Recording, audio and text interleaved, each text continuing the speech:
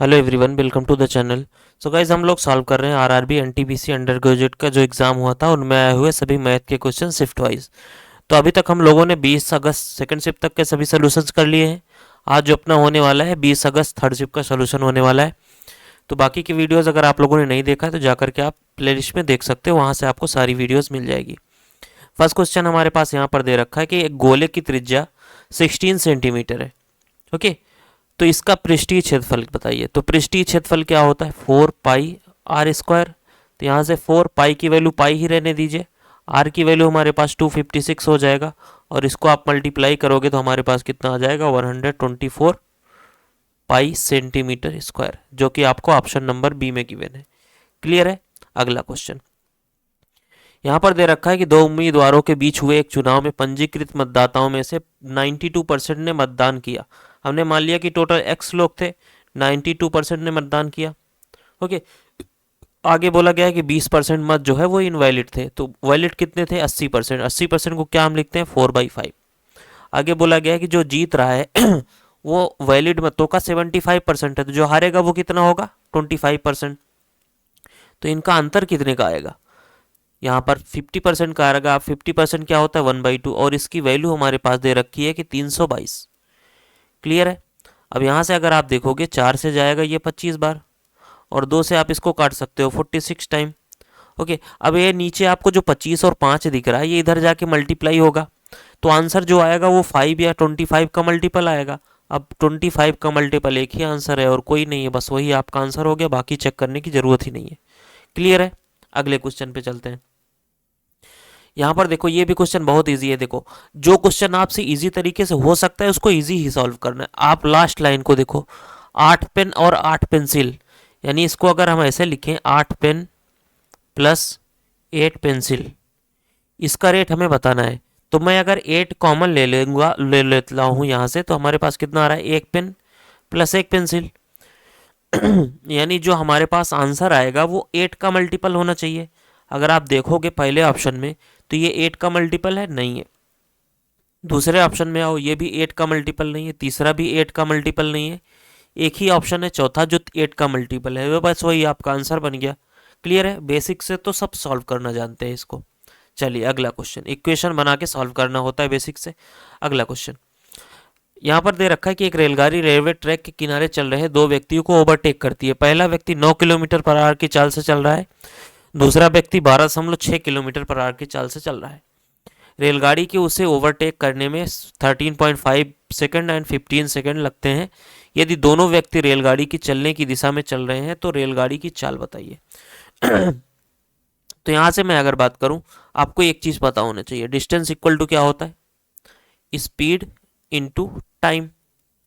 ये आपको पता होनी चाहिए। अब यहाँ पर डिस्टेंस क्या होगी? डिस्टेंस रेलगाड़ी की दूरी होगी, यानी रेलगाड़ी की लंबाई वही होगी। तो distance equal to speed into time, हम यही फार्मूला लगाएंगे। स्पीड क्या हो जाएगी? यहाँ से देखो, स्पीड एक ट्रेन की स्पीड को हम मान लेते हैं एक्स, और दोनों एक ही साइड चल रहे हैं, तो पहले आदमी की माइनस हो जाएगी यानी 9 किलोमीटर। और टाइम क्या है आपके पास? पहले की 13.5। ये दोनों इक्वल हो जाएगा क्योंकि दोनों की डिस्टेंस सेम है। तो यहाँ पर देखो, दूसरे वाले की स्पीड हमारे पास कितनी है? 12.6 माइनस इंटू टाइम कितना है? 15। अब एक चीज़ आपके डाउट यहाँ पे आ रहा होगा, क्या? कि एक किलोमीटर पर आवर में है तो इसे हम मीटर पर सेकंड में चेंज करने के लिए यहाँ पर 5/18 क्यों नहीं किए? क्यों नहीं किए कि 5/18 हम दोनों साइड करते, तो यहाँ से यहाँ कैंसिल हो जाएगा, तो इसको लिखने की कोई ज़रूरत थी नहीं। ओके, इसलिए हमने यहाँ पर इसको राइट डाउन नहीं किया। तो अब बस इसी इक्वेशन को आपको सॉल्व करना है, आपका आंसर निकल के आ जाएगा। देखो, इसको हम यहाँ पर क्या करते हैं, एक जीरो बढ़ा लेते हैं और ये पॉइंट से पॉइंट चला जाएगा। 15 से गया ये 10 बार, 15 से गया ये 9 बार, ये 9x हो जाएगा, इधर 10x हो जाएगा, इधर हमारे पास x आ गया। और यहाँ से देखो 9 9 81 हमारे पास माइनस का है, और इधर हमारे पास 10 का मल्टीप्लाई होगा तो ये इधर आएगा तो प्लस का हो जाएगा 126। x की वैल्यू हमारे पास कितनी आ जाएगी? 19 और 26 कितना आ जाएगा? 9×6 = 15, 45। तो ट्रेन की स्पीड हमारे पास कितनी निकल के आ गई? 45 kilometre per hour. Option D, बस एक लाइन का ये क्वेश्चन था।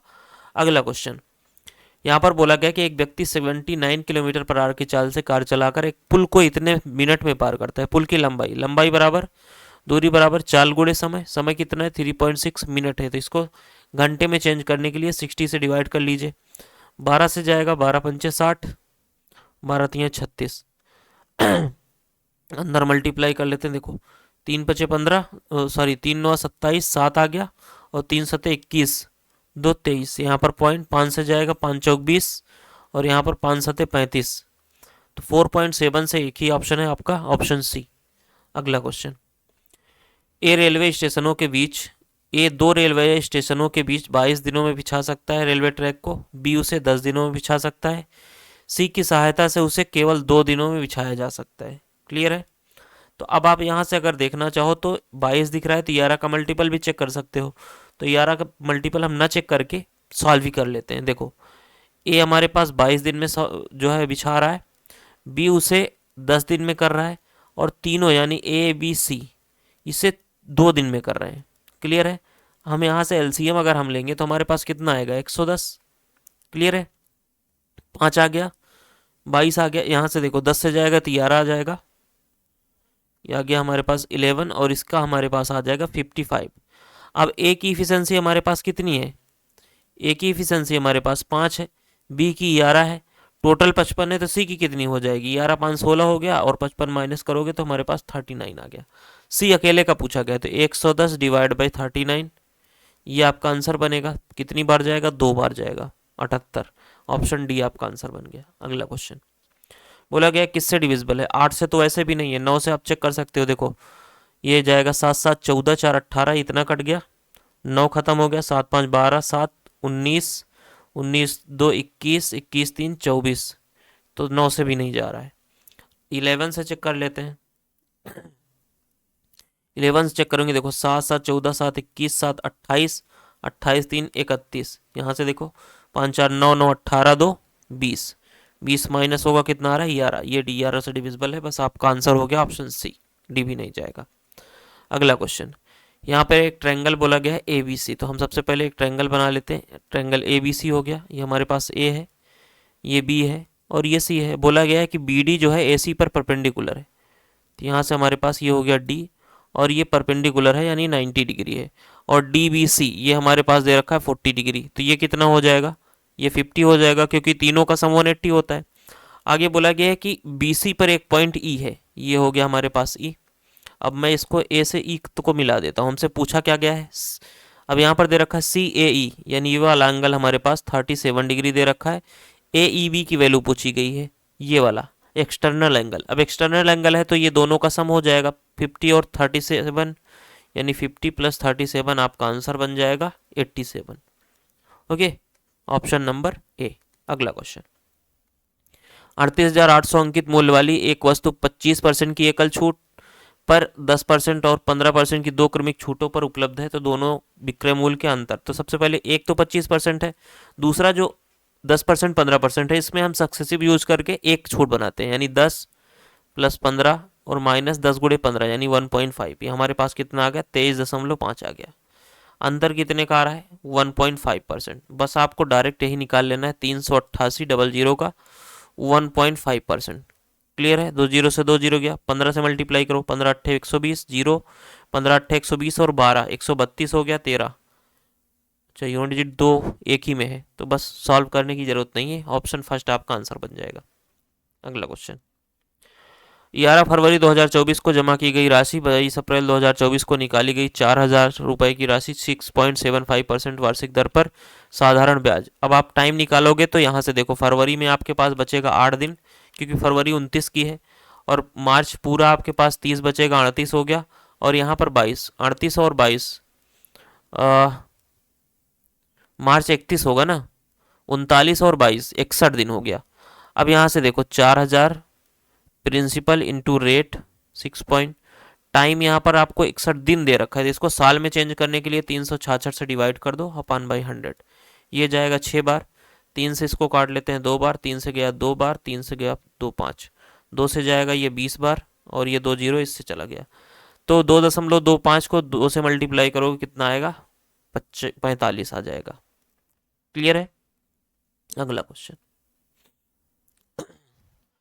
389 और 403 के बीच आने वाली अभाज्य संख्याओं की संख्या दोनों संख्याओं सहित तो कितनी हो सकती है। देखो 389 हमारे पास नहीं कट रही है, दिख रही है, 90 कट जाएगा, 91 नहीं कट सकता है, 92 नहीं कटे, 92 कट जाएगा 2 से, 93 3 से जा रहा है, 94 95 जा रहा है, 96 भी जा रहा है, 397 नहीं जाएगा, 98 चला जाएगा, 99 भी 3 से चला जाएगा, 400 भी चला जाएगा, 401 और 403। क्लियर है। अब इसमें आप चेक कर सकते हो कौन कौन सी कट रही है। देखो 4 3 7 ये नहीं जाएगा, 4 1 5, 7 3 10 9 19, 9 1 10 3 13। तो आप इसको 7 से एक बार चेक कर सकते हो। यहाँ पर 35 3 39 नहीं जाएगा, 41 नहीं जाएगा, 47 नहीं जाएगा, 51 नहीं जाएगा और 53 भी नहीं जाएगा। 7 से नहीं जा रहा है। 11 से देखो 9 3 12 8 4 9 7 3 10 9 नहीं जाएगा। 13 से अगर हम देखते हैं तो 13 3 39, 13 3 39, 13 3 39 और ये हमारे पास 13 से जा रहा है। तो 403 13 से चला गया। अब बचा हमारे पास 4। ओके, तो इसमें तो 4 ऑप्शन है नहीं, तो एक आधा और जाएगी। तो यहाँ से देखो 13 से देख लिया था हमने, 17 से देखते हैं तो 17 दूनी 34 नहीं जाएगा, 17 दूनी 34, 5 41, ये 17 से जा रहा है। अब बच गई 3, तो बस यही 3 आपका आंसर बन जाएगा, ऑप्शन बी। क्लियर है। अगला क्वेश्चन, फर्नीचर की 3 वस्तुओं का औसत मूल्य इतना है, तो सबसे छोटी वस्तु का मूल्य बताना है, सबसे सस्ती वस्तु का। तो 7 5 12 3 15, 15 रेशियो की वैल्यू आपके पास कितनी है, 5310।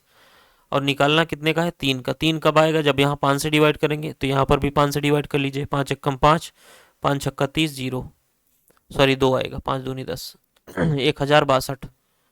कहाँ पे है, ऑप्शन बी में। अगला क्वेश्चन, प्रथम 167 सम संख्याओं का औसत बताइए। कितना हो जाएगा, 1 जुड़ जाएगा, इवन वाले में 1 ऐड हो जाता है। अगला क्वेश्चन, राम की आयु का दुगुना, राम की आयु का दुगुना रम्या की आयु के 9 गुने। तो रम्या को मैं m लिख लेता हूँ, इसका 9 गुने से 25 अधिक है। ये पहला इक्वेशन हो गया। अब दूसरा इक्वेशन बोला गया कि रम्या की आयु का 5 गुना, इसकी आयु का 5 गुना राम की आयु से 4 वर्ष कम है, तो 4 वर्ष कम है। इसको हम किस तरीके से लिख सकते हैं, 5m प्लस का 4 इक्वल टू r। ये r की वैल्यू मैं पहले इक्वेशन में पुट कर देता हूँ। हमारे पास कितना हो जाएगा, 10r माइनस का 8 इक्वल टू, सॉरी प्लस होगा, प्लस का 8, यहाँ से आ गया हमारे पास 9m प्लस का 25। m को मैं अगर इधर लेता हूँ तो m हमारे पास, एक सेकेंड, ये m आएगा ना यहाँ पे, ये r नहीं होगा। यहाँ से मैं माइनस करूंगा तो एक m आएगा। m इक्वल टू हमारे पास कितना आ गया, 8 इधर जाएगा, माइनस हो जाएगा 17। m की वैल्यू हमारे पास 17 आ गई। अब यहाँ से देखो m की वैल्यू यहाँ पर पुट कर दो, 17 पचे 85 और 4, 85 और 4 हो जाएगा हमारे पास 89। r की वैल्यू, दोनों का अंतर पूछा गया है, 17 से 89 में से 17 माइनस कर दो, यहाँ से आ जाएगा हमारे पास 2 बार 2 आ जाएगा और 8 में से 1 जाएगा 7, 72 ईयर्स। दोनों का डिफरेंस कितना आ रहा है, 72, ऑप्शन बी। अगला क्वेश्चन, ये अच्छा क्वेश्चन है। देखो ये ऊपर हमारे पास क्या लिखा है, इसको अगर आप देखोगे, एक आपको फार्मूला पता होना चाहिए, a प्लस बी का होल क्यूब। ये आपको पता होना चाहिए क्या होता है, a प्लस बी, और यहाँ से हमारे पास a square plus b square plus 3abc 3ab, ये पता होना चाहिए आपको। और ये हमारे पास क्या लिखा है, ये हमारे पास लिखा है cos square theta plus sign square theta का होल क्यूब। ये आपको यही चीज़ लिखा है यहाँ पर। तो मैं इसको यहाँ पर कुछ इस तरीके से लिख सकता हूँ, cos square theta plus sign square theta की होल पावर 3, क्योंकि इसको ओपन करोगे तो ये चीज़ आएगा। तो आप अगर इसको लिखोगे तो sign square theta plus cos square theta की वैल्यू क्या होती है, 1 होती है। 1 का क्यूब 1 ही आ जाएगा, यानी ऊपर हमारे पास पूरा कितना हो गया, 1 हो गया। क्लियर है। अब कॉसेक थीटा को क्या लिखोगे, जो नीचे का हमारे पास कॉसेक थीटा है 1/sin, तो ऊपर हमारे पास आ गया साइन। क्लियर है। और यहाँ पर देखो नीचे बचेगा 1। सेक थीटा को क्या लिखोगे, 1/, हम नीचे लिखेंगे कॉस, तो ये भी ऊपर आ जाएगा कॉस। क्लियर है। चलिए, और अगर आप इसको बात करें, यानी a प्लस बी के होल स्क्वायर, इसको आप ओपन करो, sine square theta plus cos square theta, हमारे पास 1 आ गया, प्लस 2ab यानी a plus b 2 sine theta plus cos theta, ये हमारे पास निकल के आ जाएगा। और यहाँ पर माइनस का 1, तो माइनस का 1 प्लस के 1 से कैंसिल, यहाँ से साइन थीटा से साइन थीटा कैंसिल, कॉस से कॉस कैंसिल, हमारे पास आएगा कितना, 1/2। बस सिंपल सा आपका आंसर बन गया 1/2, ऑप्शन नंबर फर्स्ट। अगला क्वेश्चन, पी क्यू आर में इतने इतने का निवेश होता है, तो यहाँ पर इनका निवेश का ही प्रॉफिट के बराबर होगा, यानी 203, सब में 0 है, इसको इग्नोर करो, 170 101, ये हो गया P, ये हो गया Q, ये हो गया R, बोला गया है कि यदि उनके द्वारा अर्जित लाभ में Q का हिस्सा 975 है, यानी ये जो 975 है ये किसकी वैल्यू है, 170 की वैल्यू है। हमें निकालना क्या है, P और R का अंतर। तो P और R का अंतर अगर हम निकालेंगे कितना आएगा, 3 में से 1 गया 2 आ जाएगा, यहाँ पर 102।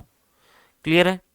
तो आप इसको 17 से डिवाइड कर लो, 17 धाम में 170, 17 छक्का 102, 2 से जाएगा, 2 तिहाई 6, 2 पंचे 10, 5 से गया ये, 5 एक कम 5, और बचा हमारे पास 5 9 45, और 5 पचम 25, 3 से मल्टीप्लाई करो, 3 पचे 15, यूनिट डिजिट 5 आ रहा है, एक ही ऑप्शन में 5 दिख रहा है, ऑप्शन डी आपका आंसर हो जाएगा। अगला क्वेश्चन, 3 को अंदर मल्टीप्लाई करोगे तो ये कैंसिल हो जाएगा, और यहाँ पर 5x स्क्वायर प्लस का है, यहाँ पर 5 स्क्वायर माइनस का है, ये कैंसिल हो गया। 3 का अंदर मल्टीप्लाई माइनस का 84x हो गया, और 5 का अंदर मल्टीप्लाई माइनस का हमारे पास निकल के आया 6 पंचे 30x, यानी इसको अगर आप ऐड करोगे तो माइनस का 114x आएगा, यानी प्लस वाला खत्म हो गया हमारे पास।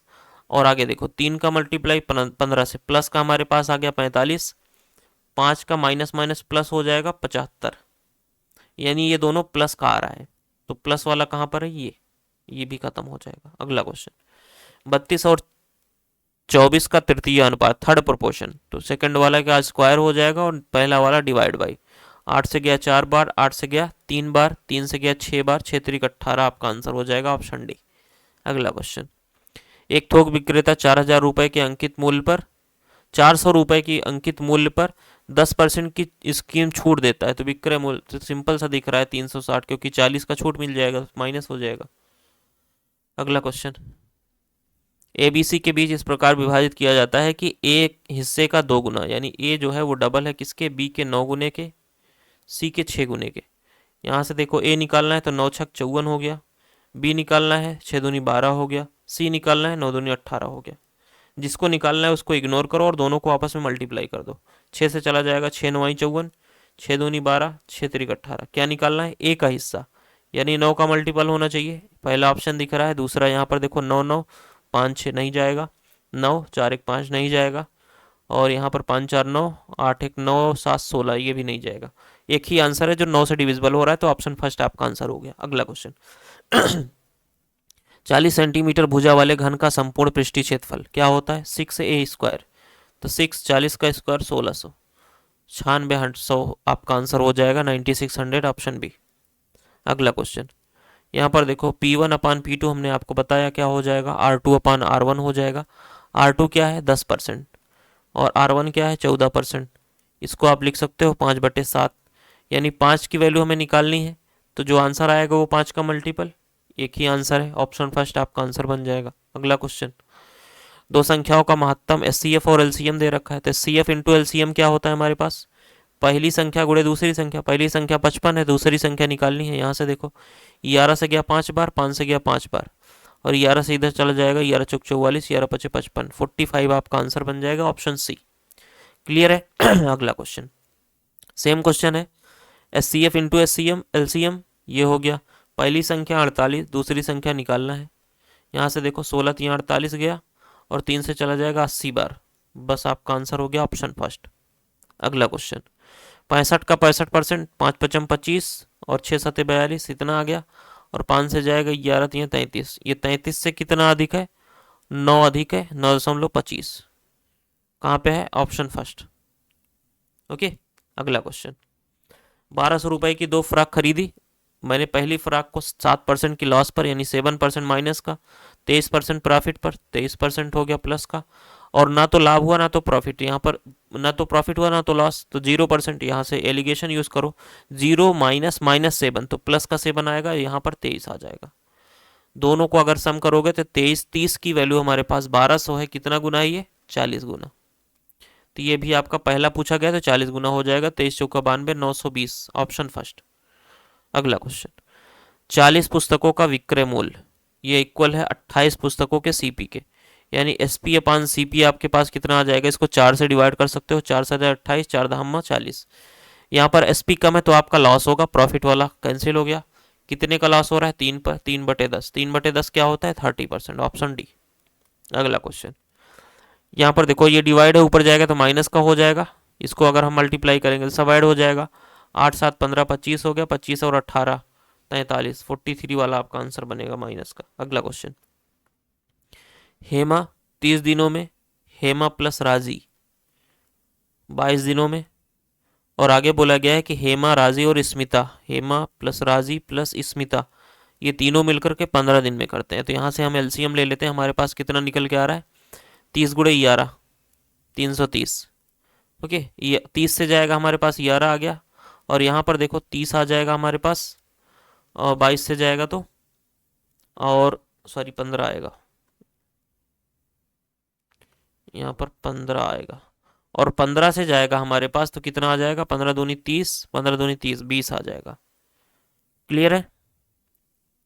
अब अगर आप यहाँ से देखोगे, हेमा हमारे पास इसकी इफिशियंसी 11 है, इसकी 11 है, तो राजी कितनी हो जाएगी, 4 हो जाएगी। यहाँ से देखो ये 11 हो गया, ये 4 हो गया, 11 4 15 हो गया, और बचा कितना 5, ये 5 हो जाएगा स्मिता का।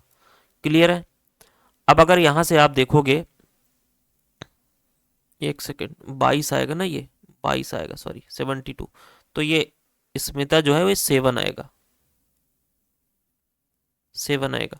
पूछा क्या गया है, हेमा और स्मिता यानी 11 और 7 18, 18 की इफिशियंसी से टोटल वर्क कितना है 330, 3 से जाएगा 3, 6 से जाएगा 6 3 18, 6 पंचे 30, 6 पंचे 30, 55/3 आपका आंसर बन जाएगा, ऑप्शन बी। अगला क्वेश्चन, यहाँ पर देखो x और y दोनों बराबर हैं, जब x y दोनों बराबर हैं तो z की वैल्यू 3 ही आएगी, क्योंकि आप x की जगह पर y भी लिख सकते हो ना, जैसे x की पावर z है तो इसको z यहाँ पर भी आप x की पावर 3 लिख सकते हो, क्योंकि दोनों यहाँ पर इक्वल है, तो 3 आपका आंसर बन जाएगा। ओके, तो ये था टोटल आपका सोल्यूशन 20 अगस्त थर्ड शिफ्ट का। तो चैनल को सब्सक्राइब करिएगा, वीडियो को लाइक करिएगा। फिर से मिलते हैं नेक्स्ट सेशन में। Thank you so much, good bye.